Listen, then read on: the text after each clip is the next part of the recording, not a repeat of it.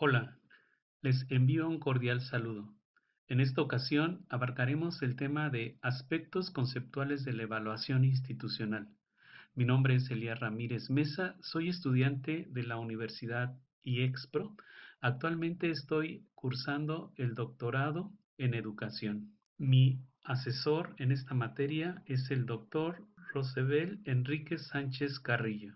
Bien, comencemos con el tema: aspectos conceptuales de la evaluación institucional. Comencemos con los conceptos. Stuflebeam y Schinkfield nos dicen que la evaluación es un proceso complejo pero inevitable. Nos dicen que es una fuerza positiva cuando sirve al progreso y se utiliza para identificar los puntos débiles y fuertes y para tender hacia una mejora. ¿Qué nos quiere decir esto? Que la evaluación es un mecanismo que tiene dos aristas. Por un lado tiene aspectos positivos y negativos, pero cuando la evaluación nos permite identificar problemas o situaciones no correctas, podemos tomar decisiones para mejorar estas. Por otro lado, tenemos el concepto de mecanismo de poder y control sobre los evaluados. Lamentablemente, esta es una de las funciones y de las formas que algunas personas evalúan. Utilizan la evaluación como un mecanismo de terror y de control hacia los evaluados, ya que si el evaluado no cumple con los requisitos establecidos, bueno, se tendrá que someter pues al castigo o en su defecto, estimación de los actos que realiza. González y Eyarza, 1996, nos dice que evaluación es todo proceso que se suma, de forma que es un requisito y condición indispensable en la participación de la comunidad educativa. De allí que la evaluación tenga como característica fundamental la autoevaluación. ¿Qué entendemos por esto? ¿Qué es la autoevaluación? La autoevaluación es la crítica personal que hacemos hacia nuestro actuar, reconociendo nuestros errores para que podamos avanzar en este proceso de mejora constante. Nuestro último concepto nos dice que la evaluación incentiva a los participantes en ser mejores, esforzándose en el día a día para alcanzar una calidad en las actividades que se realizan. Efectivamente, cuando la evaluación tiene fines positivos, los participantes se someten a un escrutinio que tiene que ver con la manera en que se han llevado a cabo los procesos, es decir, causa-efecto. ¿Se ha cumplido o no con los objetivos planteados? ¿Se han puesto y se ha hecho un esfuerzo porque las cosas salgan lo mejor posible? Si los resultados son adversos, tenemos la posibilidad de poder cambiar, de poder buscar otras alternativas para que finalmente se puedan cumplir los objetivos que pretendemos. Abordemos ahora las funciones de la evaluación institucional. Una de las principales funciones que tiene la evaluación es la de diagnóstico. Esta función nos permite conocer el nivel que tiene el alumno al inicio de un curso. Para ello podemos instrumentar las estrategias necesarias para que el curso se desarrolle en forma eficaz y asertiva. También la evaluación diagnóstica se realiza en situaciones para conocer cuál es la realidad que circunda al objeto de estudio. Esta realidad va a estar compuesta por muchos elementos, entre ellos elementos contextuales, físicos y psicológicos. Una vez que hemos llevado a cabo la evaluación diagnóstica, podremos instrumentar el punto de partida para buscar la mejora en lo que pretendemos. La evaluación instructiva nos permite verificar el grado de desarrollo que se obtuvo a través de la información proporcionada. Es decir, los seres humanos siempre nos estamos formando. Nos estamos formando a través de información que recibimos, a través de órdenes, a través de datos que son elementos que pertenecen a la información. Estos elementos nos instruyen y nos indican el camino que debemos llegar, debemos tomar para llegar a lo que nosotros queremos. El hecho de que podamos ser personas instruidas es que podamos realizar las acciones que hemos aprendido. A través de la instrucción es posible que yo pueda realizar y pueda vislumbrar nuevos procesos creativos y nuevas soluciones originales a los problemas que se presentan en el día a día. La función educativa nos dice que el docente es evaluado por sus pares, alumnos y autoridades escolares con el fin de señalar deficiencias que debe subsanar. La evaluación educativa, en su aspecto positivo, permite saber cuál ha sido el desempeño del docente, cómo lo perciben los alumnos, qué elementos son necesarios que deba fortalecer o que en un momento determinado deba continuar en relación a los resultados obtenidos. Las autoridades escolares crean elementos y herramientas para que se refleje la evaluación de forma física.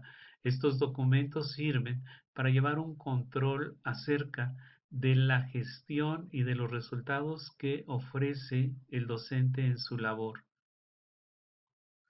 La función autoformadora cuenta con un amplio criterio para asumir los errores propios. Se buscan alternativas de solución y corrección. El tener la oportunidad de autoformarnos, el tener este deseo, no implica que las personas podamos reconocer errores buscando alternativas de solución, siempre buscando la mejora constante en cada uno de los actos que realizamos. Dentro de las funciones tenemos las normas para evaluación. Las normas nos dice que estas funciones, estas formas de evaluar deben ser útiles, ser factibles y ser éticas. Por ser útiles nos dice que deben de ser herramientas que tengan un aspecto positivo donde se puedan detectar los errores o las situaciones anómalas para corregirlas. Ser factible es que se puedan llevar a cabo, que los elementos de evaluación sean propicios, sean honestos, sean en tiempo y forma y que verdaderamente reflejen el trabajo que ha realizado el o la persona que está siendo evaluada. Por ética entendemos que se deben respetar a los participantes, se debe de buscar alternativas de tal manera de que no sientan menoscabados su autoestima y que sirva no como elemento de control o de rechazo, sino como un elemento que nos ayude a ser mejores en lo que hacemos, a ser mejores seres humanos, buscando una integración en lo que realiza. Ahora estamos abordando los periodos de la evaluación. Tenemos como primer punto generación de medición, el cual está compuesto por el periodo pre-tayloriano. Este se caracteriza porque se realizan pruebas o tests con el fin de saber el grado de aprendizaje que se obtuvo. El periodo pre-tayloriano es un periodo sumamente importante. Tiene como crítica principal que es el inicio de una evaluación, pero no se continúa un proceso, llegando a un resultado tal vez incierto. En el periodo de generación descriptiva tenemos el periodo tayloriano. Este periodo realiza comparaciones entre los resultados y los objetivos propuestos en un programa de estudio. Esto lo dice Tyler 1974 y Rama 1989. Es decir que aquí es causa-efecto. Debemos de ver qué objetivos tenemos, cómo caminamos para llegar a los resultados y cuál es finalmente el resultado final. Dentro de la generación de juicio podemos encontrar el periodo de la inocencia. Este se encuentra ubicado en la década de los años 40 y los años 50. Debido a la expansión educativa, se hace necesario instrumentar la práctica de la evaluación del personal docente y de los educandos. Se llama de la inocencia porque es el inicio de la evaluación. Aún hay problemas de estructura y de saber cuáles serían los mecanismos necesarios para que pudiésemos tener una evaluación más acabada. Abordamos el periodo del realismo. Bach recomienda que se reconceptualice la evaluación como un proceso consistente en recoger y formalizar información que pueda ayudar a quienes elaboran los currículos. Entonces, la evaluación en un proceso de desarrollo pasa de la inocencia al realismo, donde se debe, pues, formalizar esta información para que los currículums tengan un sustento. Recordemos que los currículums deben de ser creados con la participación de todos los elementos o todos los integrantes involucrados en el proceso de evaluación o bien en el caso nuestro, en el proceso educativo. En la cuarta generación tenemos el periodo del profesionalismo. Esto lo podemos ubicar en la década de los 70. La evaluación empieza a tomar auge como una profesión que relaciona la evaluación con la investigación y el control. Rama 1989, González y Ayarza 1997. Periodo de autoevaluación. En este periodo se busca el crecimiento de todos los involucrados en el proceso de enseñanza-aprendizaje. Hernández, 1998. Por autoevaluación habíamos señalado que es la manera en que reconocemos los errores que hemos cometido en una actividad. A veces los errores escapan a nuestra vista. Necesitamos que un experto o personas con más conocimientos nos valoren y nos señalen los errores para aprender de ellos, corregirlos y en un futuro tener la capacidad de poder avanzar de manera constante, teniendo la posibilidad de evaluar. Por último, tenemos el periodo de reformas curriculares. Las reformas curriculares funcionan cuando todos los participantes que actúan en el proceso se deben capacitar. Los docentes debemos buscar mecanismos de autoformación. Es decir, tenemos que estar a la vanguardia, tenemos que estar en un proceso de formación constante los docentes para poder tener plena conciencia de lo que es el currículo que se está aplicando en la formación del estudiante. ¿Qué perfil debe de tener el estudiante en relación a los objetivos o temas de estudio? Para ello es importante pues la autoformación y la capacitación día a día. Siguiendo con nuestro tema de estudio, abordemos ahora los modelos de evaluación. Tenemos el modelo de pseudoevaluación. Estas evaluaciones son encubiertas, no son objetivas y tienen como un único fin llegar a un público previamente diseñado, es decir, a un producto que ya está establecido y que ya se tiene contemplado como el ganador.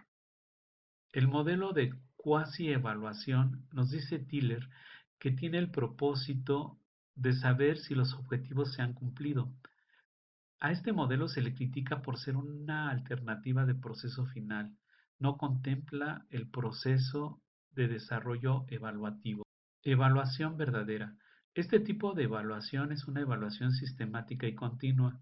Puede ser manipulada perdiendo credibilidad. Estudios políticos son importantes para conocer la posición de un candidato o partido político en la preferencia de los ciudadanos, aunque termina por corromperse, ya que responde a intereses particulares. Tenemos estudios basados en el consumidor, cuyo objetivo es orientar al consumidor para que elija los mejores productos al mejor precio. Por otro lado, el método holístico nos dice Stufleviam y Sinfiel, en 1995, que son evaluaciones verdaderas a pesar de que reconoce la ausencia de credibilidad externa. Es una evaluación de tipo integral, pero hasta cierto punto tiene elementos subjetivos que van a depender de quien realice la evaluación. En la evaluación de contexto debemos de tener en cuenta todos los elementos que van a prevalecer en torno al objeto que ha de ser evaluado. Entre ellos se deben tomar en cuenta elementos físicos, psicológicos, que van a incidir y van a influir en la forma en que se obtienen los resultados finales. Modelo de evaluación de entrada, input. Se consulta a expertos para analizar y ordenar la información con el único fin de conocer los métodos que se están utilizando y que se deben aplicar de forma conveniente. Por otro lado, la evaluación del proceso dice que debemos tener en forma clara y precisa saber si el plan o programa funciona de forma adecuada.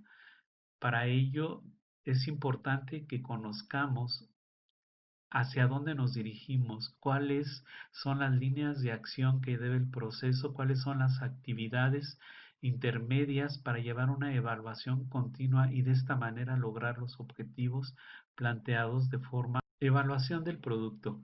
Se pueden utilizar distintas técnicas como audiciones, entrevistas, encuestas que permitan valorar y juzgar la efectividad y la satisfacción del producto.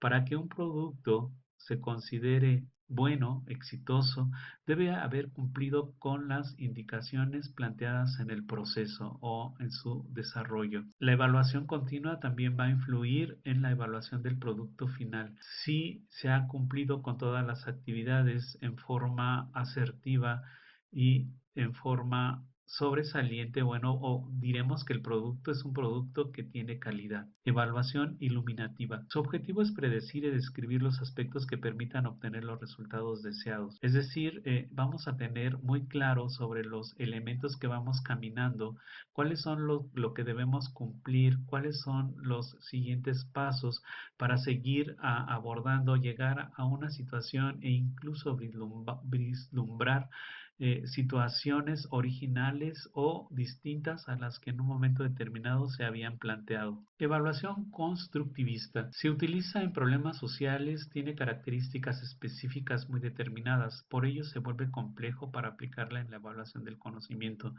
Como nosotros sabemos, el constructivismo nos dice que el ser humano transita por distintas etapas en su formación. No puede avanzar a la etapa siguiente si es que no ha cubierto lo indispensable y necesario en la etapa que le antecede. Por otro lado, tenemos la evaluación fundamentada en competencias. Se requiere un plan de estudios elaborado por competencias, es decir, se debe buscar la integración de la evaluación. El alumno debe de ser formado a través del saber ser, del saber hacer, tomar en cuenta las aptitudes y habilidades que tiene para que se logren los objetivos planteados. Tenemos competencias profesionales, dentro de ellas tenemos competencias laborales genéricas, esto es, las habilidades que mostramos para realizar una actividad en general. Por otro lado, las ocupaciones específicas, que son las destrezas y habilidades que se deben llevar a cabo para realizar algo en particular. Los seres humanos somos distintos, tenemos distintas habilidades y capacidades. Es por ello que debemos conocernos para poder ejecutar con éxito dichas habilidades. Abordamos ahora las competencias de apoyo. Dice que estas intervienen en diferentes áreas académicas que contribuyen a una formación integral del sujeto. Todos los elementos que están en nuestro entorno, en nuestro contexto, van a influir para que el sujeto obtenga una formación integral. Es decir, si evaluamos todos los elementos que van a influir, estos deben de tener determinadas características que puedan cumplirse de forma oportuna. Ahora abordamos las competencias académicas. Estas se refieren a la formación integral del estudiante, buscando un equilibrio entre teoría y práctica, de tal manera que el individuo tenga una sólida formación ética, moral y social. Finalmente abordamos el aspecto de evaluación educativa y sus características. Vemos que la evaluación surge pues desde tiempos inmemoriales, pero la ubicamos en el siglo XX en los Estados Unidos como una necesidad de controlar y comparar los sistemas de producción, convirtiéndolo en un sistema administrativo. Específicamente en nuestro país, México, tenemos pues antecedentes de un pensamiento liberal que nos llega de Europa, principalmente de Francia, a través de los pensadores como Voltaire, Montesquieu y Rousseau. Desafortunadamente, la participación de organismos internacionales como el Fondo Monetario Internacional y el Banco Mundial han influido no de forma tan positiva para que los países tomen políticas relacionadas con la cuestión económica, viendo la educación como una inversión donde debe de haber resultados dependiendo de las necesidades de la industria. Tenemos por un lado la evaluación educativa como proyecto de reforma universitaria. En México, en el periodo del licenciado de la Madrid, se redujo el presupuesto universitario a la mitad y pegando fuertemente a la educación, ya que se está sacrificando el proceso educativo por cuestiones económicas y se imponen competencias que deben de llevarse a cabo dentro de la universidad. Finalmente, esto quiere decir que se sacrifica calidad por cantidad. Se generalizan las prácticas de evaluación. Todas las universidades se tienen que someter a los procesos evaluativos, ya que esto va a determinar los suministros presupuestales. Los programas para evaluar al personal académico vinculado a una retribución económica está totalmente controlada. La participación de los docentes se ve deteriorada y por lo tanto, hay poca participación en investigación y lucha social. Se crean mecanismos que controlan la obtención de elementos que puedan retribuir una mejora económica, trayendo una desmotivación en el personal docente, ya que solo el 30% de la planta educativa puede acceder a estos beneficios. A través de políticas neoliberales se crean mecanismos que frenan el salario docente. Finalmente, podemos decir que la evaluación es un sistema de control donde existen serias desventajas para el trabajo que realizan los maestros. El salario se ve reducido, se argumenta que docencia es vocación, pasión y amor, pero no hay una equidad entre la labor que el docente realiza y lo que percibe por su trabajo.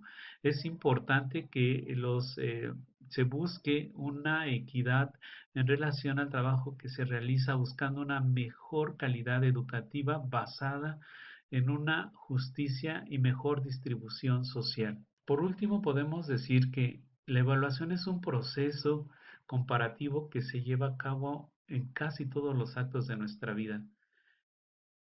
Constantemente tenemos que tomar decisiones, tenemos que elegir, saber si algo es bueno o es malo, saber qué es positivo o negativo. Las personas evaluamos sin a veces ser consciente de ello. Dentro de la evaluación educativa, todos los elementos que forman parte del proceso son dignos de ser evaluados, entre ellos los docentes, los alumnos, la institución, los currículos, los padres de familia, directivos, políticas educativas, etc. Pero lo importante es hacer una evaluación consciente y honesta, conocer fortalezas y debilidades a través de datos confiables que nos permitan instrumentar medidas correctivas o de continuidad acorde con lo que hayamos obtenido. La evaluación institucional y curricular en el nivel universitario es sin duda un mecanismo necesario e imprescindible para fomentar calidad educativa. Sin embargo, las instituciones están coartadas y condicionadas para rendir y comprobar que son opciones viables en la formación de recursos humanos y satisfactores sociales. Lamentablemente, la evaluación hacia los docentes se vuelve un instrumento de control y manipulación, desmotivando su actuar, limitando de esta manera la calidad educativa. Con esto terminamos la clase. Gracias por su atención. Estamos en contacto. Que tengan buena noche. Gracias.